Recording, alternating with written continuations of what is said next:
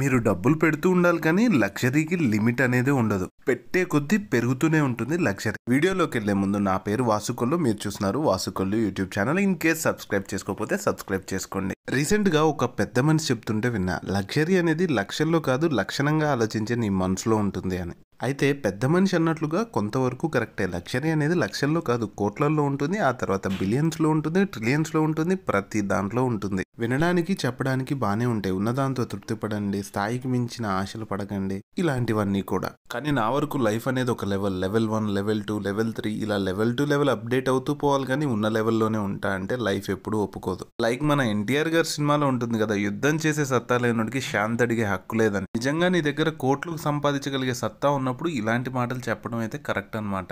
డబ్బులో ఏముంది ప్రశాంతత మన మనసులో ఉంటుంది, ఇలాంటివన్నీ కూడా.